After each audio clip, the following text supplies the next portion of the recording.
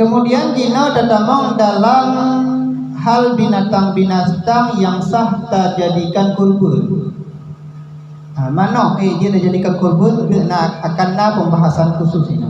Itu atau pula dicem-cem ibang dia dah jadikan kurban.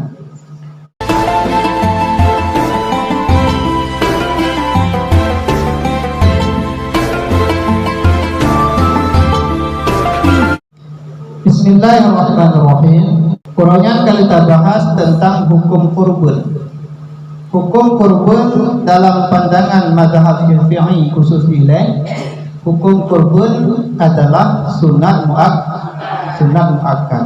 Bermakna sunat diberi pahala bagi orang yang kurban dan hana kesiksa bagi orang yang tinggal kurban. Cuma yang anjuran sunat. Dan kurbannya akan wajib dengan sebab dinazarkan. Dengan nazar dia akan menjadi wajib, hukum dasar sunat. Tapi tak kala takkan dalam diri gedanya kalau wajib diadu ulun untuk ulun si kurban, maka wajib gedanya untuk melaksanakan si kurban.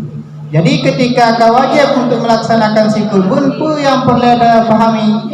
Ternyata begitu kau wajib untuk melaksanakan kurban, yang daging kurban yang wajib hanjir pajuh sedikit pun oleh diri orang yang kurban dan keluarga yang ditanggung nafkah oleh orang kurbannya. Yang bila kurban wajib. Tapi bila kurban sunat, nyanjir bagi orangnya untuk pajuh sepertiga daripada daging kurban tersebut. Ide enggak pegang bagi leh ya, bagi leh. Sabah bagi untuk rumah, sabah bagi ke sedekah kepada fakir miskin, sabah bagi ke hadiah kepada orang-orang yang di sekelilingnya. Orang kaya je, orang miskin je. Yang sekilas tentang pembahasan yang kali kita sampaikan pada Jumat yang kau ikut. Dan mengenai waktu kurban kami tentukan ini. Waktu kurban khusus bak urah raya, setelah urah raya kemudian urah tasyrik lain. Di waktu kurban tak pun urah raya kepun daripada Idul Adha, urah raya kedua, urah raya kelai dan urah raya kepunnya masa untuk melaksanakan kurban. Dan orangnya kali kita sampaikan tentang buh isi dalam talam ketika kurban. Buh isi dalam talam ketika kurban yang hana wajib buh. Cuman menyatakan deku jud, jawabannya jud. Pahala je gimana? Tentu jawabannya pahala je lebih le orang yang buh talamnya daripada hana dabuh talam. Yang baik salah memahami. Salah memahami, kiban tak pahami, baik tak pahami lai diri katanya, buh dalamnya wajib. Buh dalamnya boleh-boleh saja. Jud tak buh, jud hana. Tabuh le pahala hana dabuh aku yang pahala kurban. Yang pembahasan yang kali kita sampaikan pada Jumat yang kau ikut.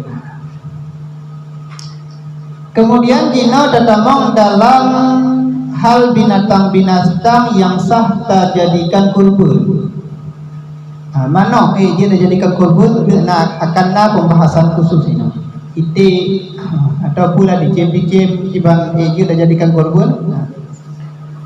Bermula yang sah dibuat kurban itu unta. Mana ada yang namanya? Hana. Yang sah tak jadikan kurban.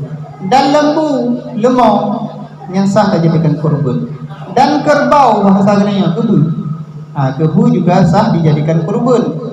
Dan kibasnya danyo ini kambing lah lebih kudu. Dan kibasnya lebih raih daripada kambing. Atau kebiri bahasa Indonesia. Kibas, kambing, kebiri yang sabah pakai. Sedangkan unta, lemau, kebu yang sabah pakai. Kiban sama pakai deku, lemau unta kebu yang memada untuk 7 hurau sabah ke sebut. Sedangkan kibas unta kebiri nya mesti sidra untuk sabah. maka disyaratkan akan sah udhiyah hendaklah ada ia daripada binatang yang tersebut itu. Jadi binatang yang sah terjadikan kurban, khusus binatang yang kala tersebut lihat mana? Bebe, unta, lemah, kebu, kibas, kebiri, kameng. Kameng cuma menyoitik gimana tu? Itik lampung dah cok dati kurban gimana je. Ternyata nak cakap sebut nampak. Daripada Ibnu Abbas radhiyallahu anhuma dipadakan dengan menumpahkan darah, iaitu kurban dalam pandangan mazhab Ibnu Abbas atas nama kataru darah barang yang halu bajo menyamanan mana nak halu bajo halu bauronya tasi mana berarti kataru darah dalam pandangan mazhab Ibnu Abbas yang gekun kurban. Ternyata nak pendapatnya wadi pegah tunggu lo kalinya kurban mana nah pendapat cuma je tak fahami lah diri katanya bila katanya mufhum tentang pembahasan cara sembelih dalam mazhab Ibnu Abbas je cuma tanya nyan hana mufhum ketika hana mufhum lagi nyarupa giban maka ketika hana mufhum lagi nyarupa maka coklah kepada pegangan yang tayamat barakon yaitu pandangan mazhab Syafi'i.